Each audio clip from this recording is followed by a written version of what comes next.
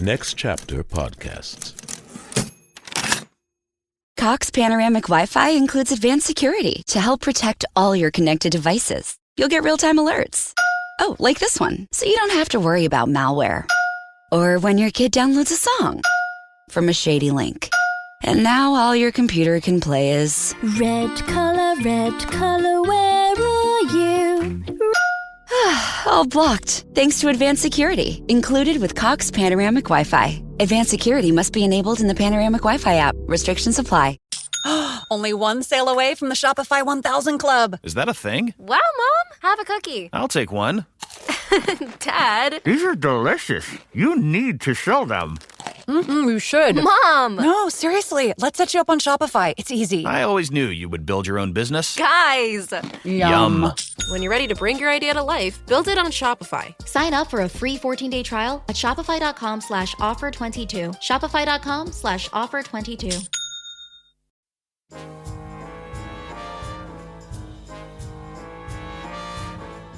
Hi, I'm Michael Goodfriend, executive producer of the Play On Podcast Series at Next Chapter Podcasts. Shakespeare's plays often call for music. There are songs to be sung by characters of all stripes, from the witches in Macbeth to the fool in King Lear to Moth in Love's Labour's Lost. But the play that calls for more songs to be sung than any other in the canon is probably Twelfth Night, which is now a podcast series produced by us here at Next Chapter Podcasts. This is part 2 of The Anatomy of a Song with David Reiffel, Daniel Benshimon, Robert Cappadona, and Lindsay Jones. I want to shift over to sound design. We have another great artist here with us, Lindsay Jones, who we also did an interview with, and you can hear that interview with me, actually. Lindsay and I had a great conversation when we were working on King Lear. That's in the King Lear bonus content. It's just a gift to have Lindsay doing the design on Twelfth Night as well. We had so much fun doing Lear. He came right back and decided to do Twelfth Night with us, and couldn't be more honored to have him here with us again. Lindsay, you are so familiar with all of the elements of the journey in creating sound design and the engineering components, composition as well. You are yourself a composer, an accomplished composer. Yes, thanks. Where do you fall in the process here with Twelfth Night, with the music that was composed, the audio capture that I should mention? Daniel did a great deal with us, but in this particular case, our engineer is the incomparable Sadaharu Yagi, who is a terrific engineer in his own right. You take these elements. What is your part in this process in creating this song and having it fit with all of the other elements that are at play? So it's interesting in this particular process. I think I would liken myself to sort of being like a chef, you know what I mean? Where I have a lot of really wonderful products to make a meal out of. I have this beautiful song that have numerous components, including different instrumental tracks as well as different vocals. I also have the script as sort of like a guide of how to follow it. And then I also have, different sound elements that I'm going to put in to sort of create the scene around it. And so I sort of wait for these elements to arrive, and just sort of populate my pantry, for lack of a better, way of thinking about it. And I remember getting these elements for the first time. The dialogue, as you mentioned, was recorded by Sadaharu Yagi and edited by Larry Walsh. And then, David's music, the vocals from our actors. And then, there's just a moment when you start on it and you think, oh man, we're going to eat well tonight. You know what I mean? Like it's all there. So at that point, you're using the script as your guide, but you're also using these performances as your inspiration to really sort of follow that as your sort of guiding creative force guiding us through this moment of the series. It was really inspiring and delightful to work on. So I want to talk about that a little bit, because the song doesn't just it's not like you just make space for the song and plug it in and play it, right? You have to weave it into the overall narrative of this episode and the whole series, right? Where is your creativity heard in what we just listened to in this song? Well, so I help in a number of ways here to sort of create the ambience that surrounds the song, as well as mixing the song in such a way so that the best elements of the material shine. I think would be the way to describe it. The way the scene is set up, we're outside. We are at a house that is very close to a beach. It's nighttime. Orsino is in a deep sort of melancholic state. And by asking Feste to sing this song, he's sort of allowing himself a moment to really indulge his emotions, to really indulge himself in that melancholy. And so I have, the sound of waves in the background. I have the sound of crickets.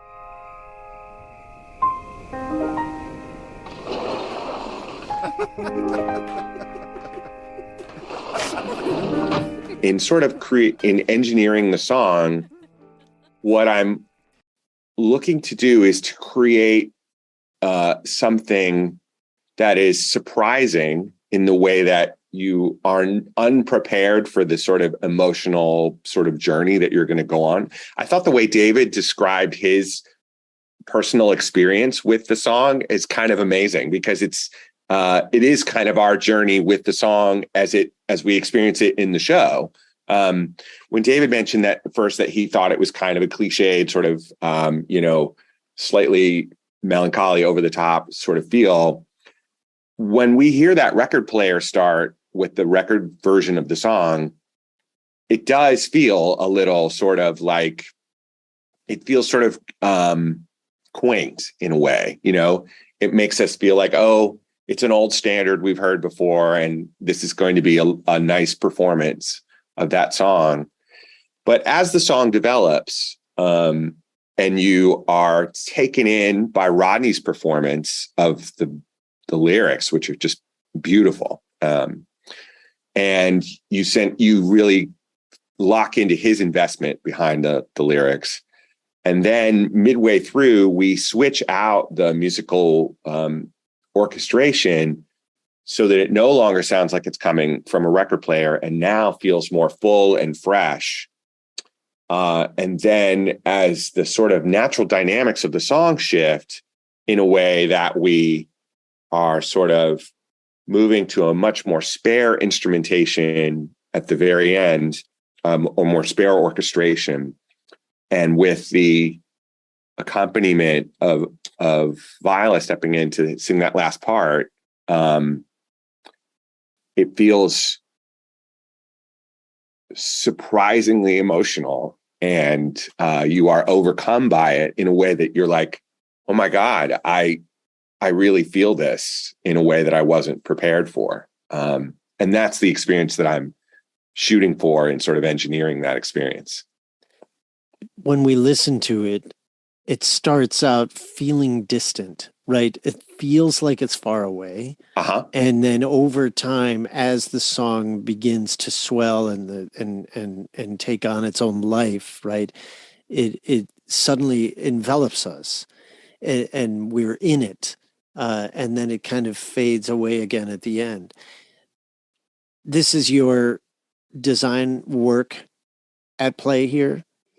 Yes. I mean, it's obviously based around David's material. in the way that he sort of conceived it and created the orchestral elements that would go in place. But yeah, in a way, what I'm trying to emulate is how we as humans experience emotion. You know what I mean?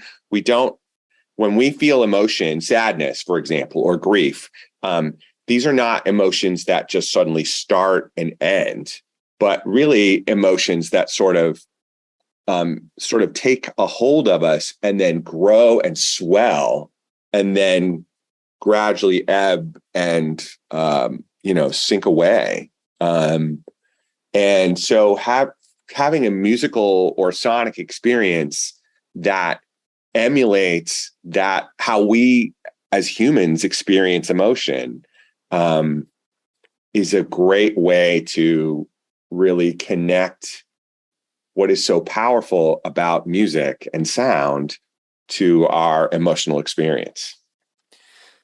I guess this is a question for both you and David in particular, but is there a point at which you feel like the music or the sound that you're designing or that you're composing kind of leaves you and you follow it? Does that make sense? In other words, there's a departure point from you as composer, you as designer, where now the creation itself is guiding you. I think that definitely happens. It is that feeling that people talk about of flow, where I do feel like, okay, I have set something up here, but now I am just channeling something that is happening. And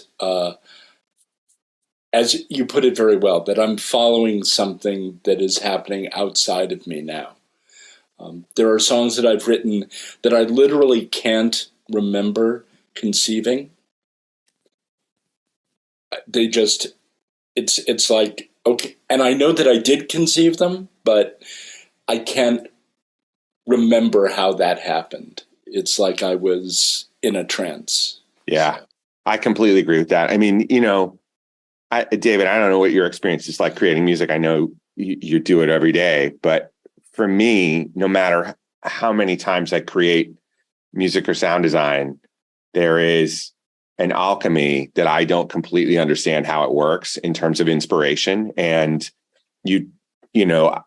I'm unable to create music without emotionally investing in the music as if I was experiencing it personally. And so I think once you allow yourself to be vulnerable to that emotional journey of like, okay, I'm going to expose all of my inner vulnerabilities in order to experience this and then create music that reflects that journey that I have with that emotional experience. Once you start down that road, you just have to give over to the experience as much as possible and just let the magic go through you.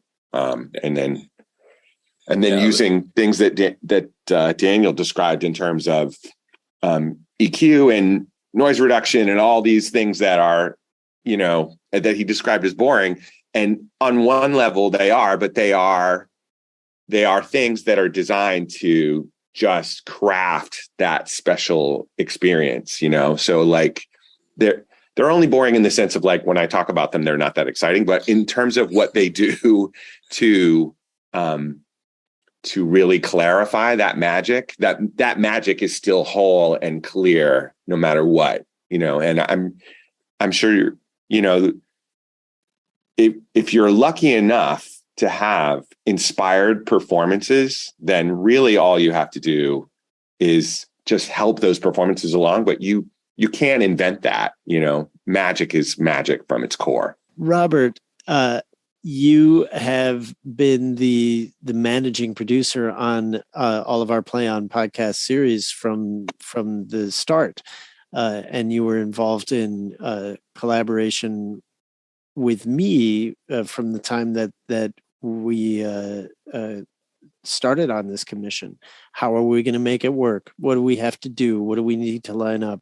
Mm-hmm. You run a music studio. You are a part owner of, or it's called New Monkey Studios in Los Angeles, and you were the first to basically flag all of the items that had to be looked after in making these series work, from who we were going to get to do the engineering, and you were the one that found Daniel Benshimon and brought him on board, and then you handled the logistics of the remote recordings and making sure that all of those elements were in place.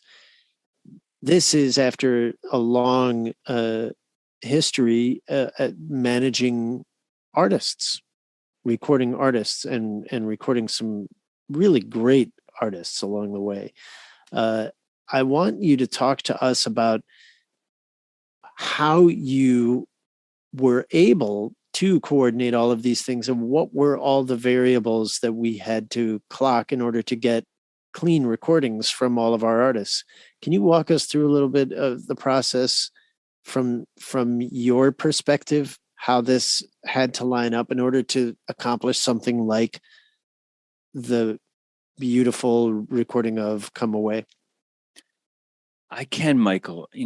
I think that one of the things that we discussed early on was that we were going to be charting brand new territory and doing these podcasts, Shakespeare in this way.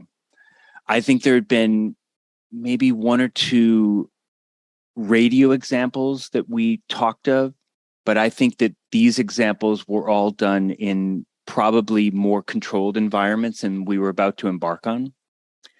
And all while the pandemic was ebbing and flowing in different areas, we were just trying to figure out how we could keep everybody safe and do things in a home environment. I looked at this as a way of marrying somewhat of the traditional theater experience along with a recorded play experience, and then along with a podcasting experience, trying to figure out how those three things interconnect as one. And we were very fortunate to be able to assemble a team that was able to help us achieve that.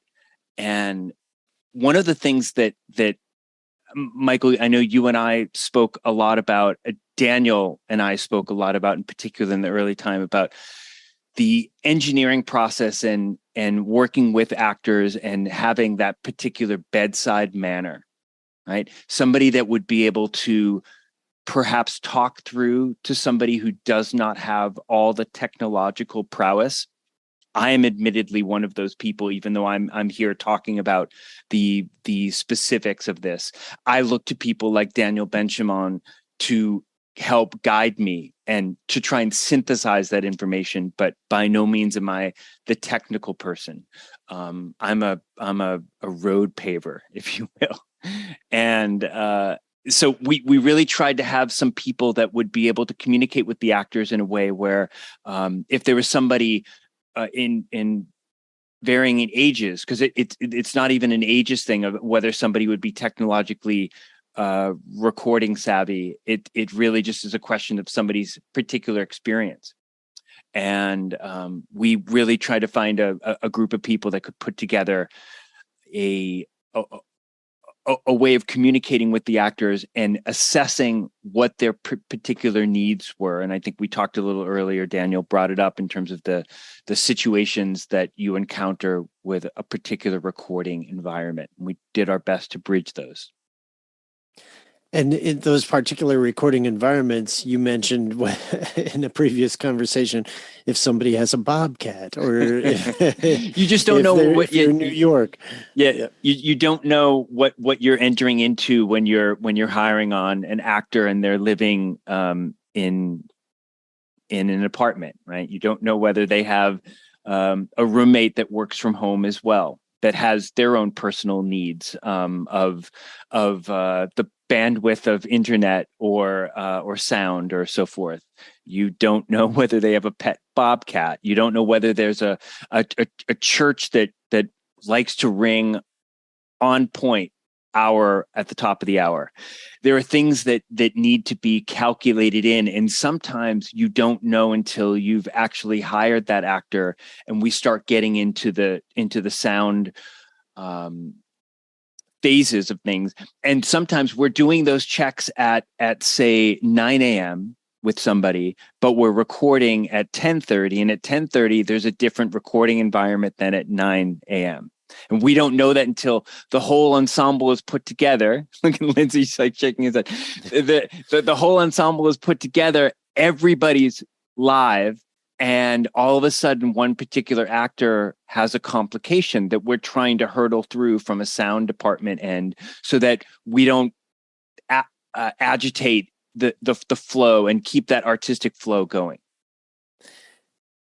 And so I'm looking at my kit here. This is your kind of concoction. It's a Pelican case. It's got a microphone, a mic stand, a Scarlett box, and lots of wires and headphones and whatnot.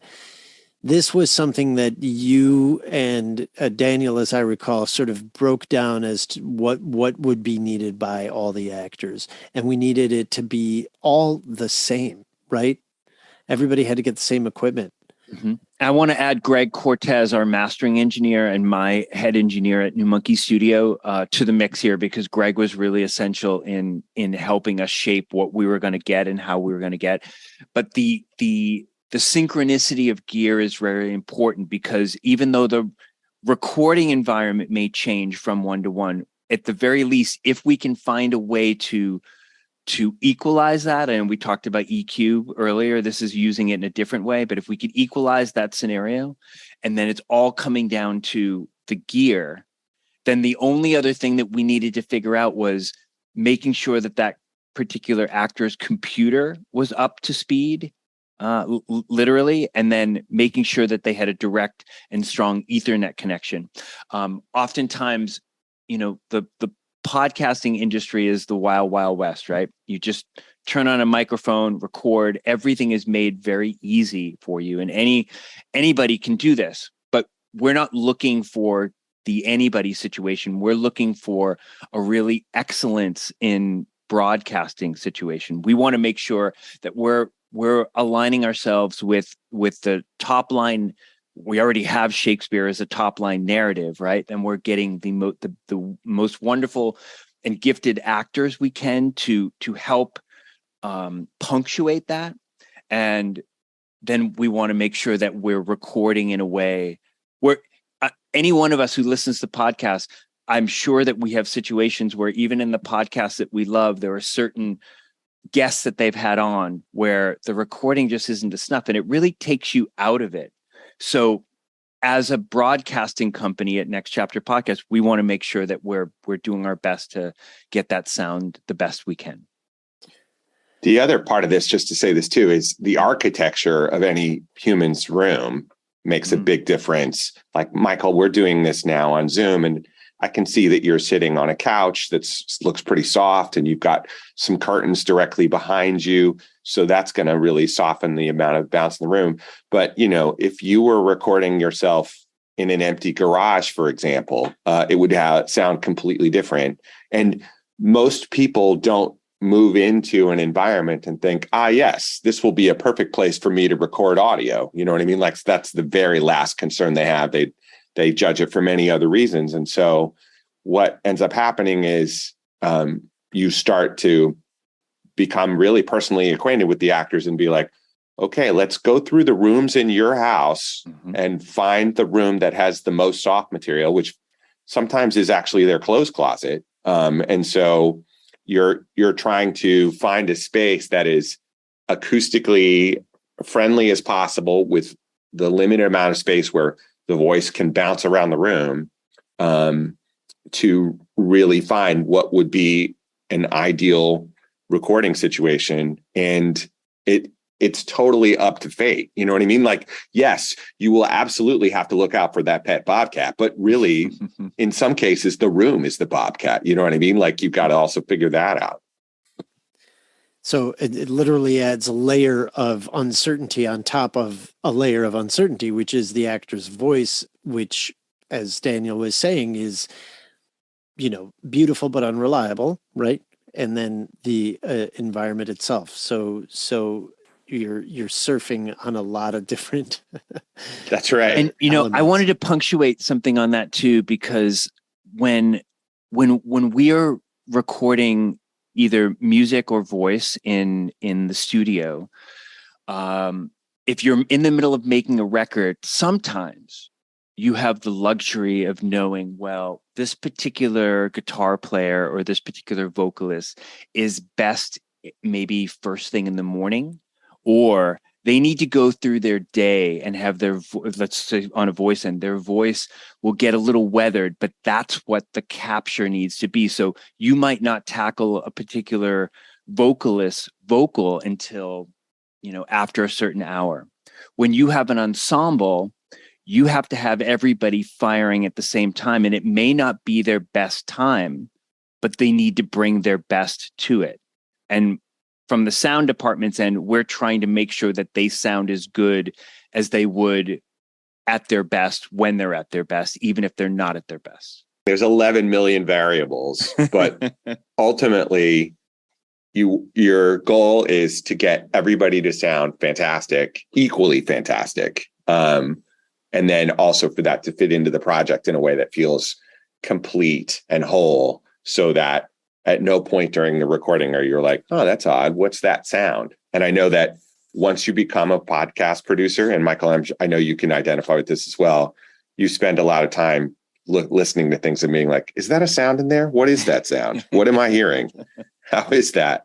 Those are all the variables you're trying to control. Robert, I wanted to ask you, what I noticed visiting your studio was a sort of a wide variety of environments, right? All of it, as Amy Brenneman said, she went and recorded at New Monkey and was like, wow, this is the coolest place. It's just so, I feel like an artist here, right? That's got to be part of your job, right? In managing all of this is to create a space where people can be their most freely artistic and creative. Is that right? Am I, or it is. I mean, when our room has been a recording studio since the mid 70s, and it started as a jazz room and it went through a bunch of different iterations, but it's always been a recording studio. When my partner and I took over New Monkey nearly 20 years ago, we were right at the boom, and I'm sure David and Lindsay and Adam can sort of like echo this, that it was right at the boom of Pro Tools, where everyone was recording from their bedrooms and from their basements at home, and everybody was really captured by what Pro Tools could do. And Pro Tools is a wonderful and amazing interpreter, if you will. I remember when we were thinking about purchasing the room, the record executive and producer Jimmy Iovine had a line about, like, if you want to lose $1 million, buy a studio. We were like, oh boy, he's so right. But my thought was, this is going to come around again. Everything in art is circular. And if we could just hold on, and by the way, that Pro Tools rig, which we only had an analog gear, which was amazing, we could not afford. It was a $30,000 rig at that time. We could not afford it. So we didn't even have an opportunity to get in the game. And you could buy home systems that were a lot cheaper, but they wouldn't do what we needed it to do from a studio end of things. So we had to wait until this whole thing kind of came back around. And at the same time, we had to wait until Pro Tools came down to a price that we could afford. And then we were able to marry those things together. But until then, the environment that you speak of was something that was very important to us. Joel Graves, my partner in the recording studio, a musician, artist himself, we took a lot of time to create that space so that when an artist walks in, they're catching a wave of something, that something's up here. Somebody's trying to do something. Somebody's trying to make me feel something. And that's great that Amy Brenneman felt that way when she walked in. It's what we're going for. And we don't know how people are going to react to it, but we hope that it's inspirational. I know we need to wrap up here, so I'm just going to ask you one last question, and then I want to get back to David for one final thing. Robert, we go to New Monkey. So New Monkey, obviously, you got the ball started with rolling with the logistical stuff and getting everybody's equipment lined up and getting it out to all the right people and whatnot. And then it goes back to New Monkey. Everything goes back to New Monkey for what we call mastering. That is, the mix that Lindsay puts together goes to New Monkey and it gets mastered. What is mastering? When I was describing to musicians what this process is, this is how I look at it. What Lindsay does in this case, Lindsay is building the car. And he gets all the pieces together of the car, right? Everything goes in, every bolt gets locked down and the engine and everything. And what the mastering does is it tunes the car. It makes sure that there's no more rattles. It makes sure that everything from an environment inside the car and outside the car is sort of pleasing. So it's sort of like a waxing, if you will. But it just we brought up this word EQ. It equalizes everything out and makes sure that everything is where it needs to be in order to deliver the message that Lindsay wants it to. Lindsay, is that fair?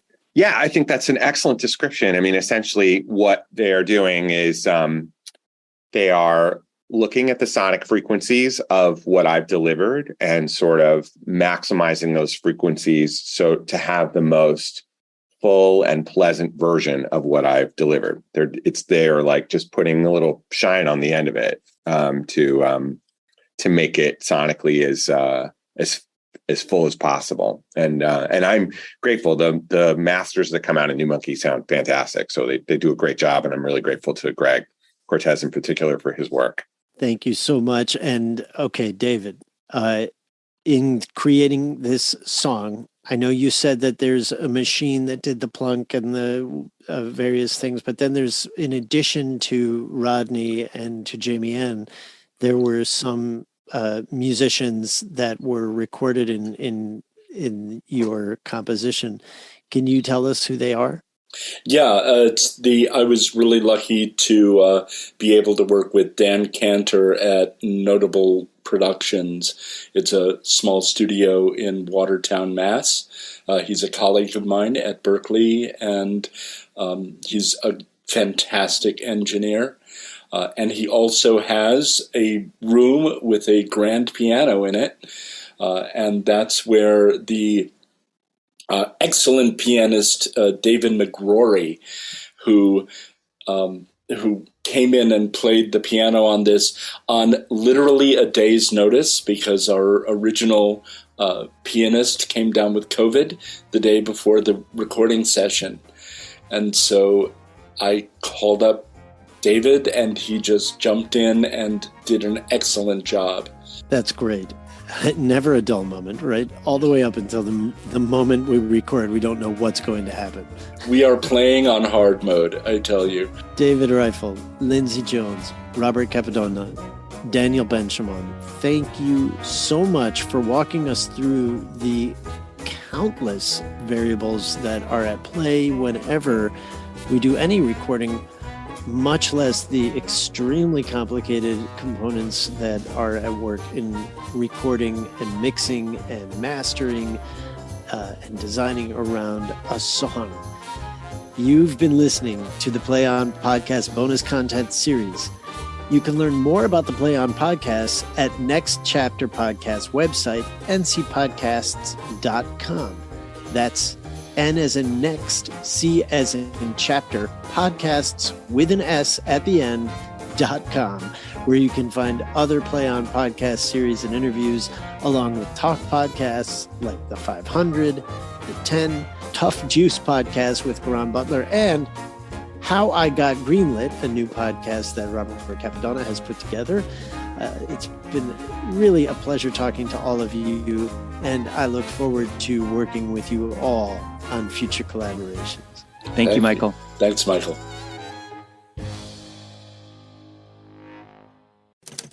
Next Chapter Podcasts.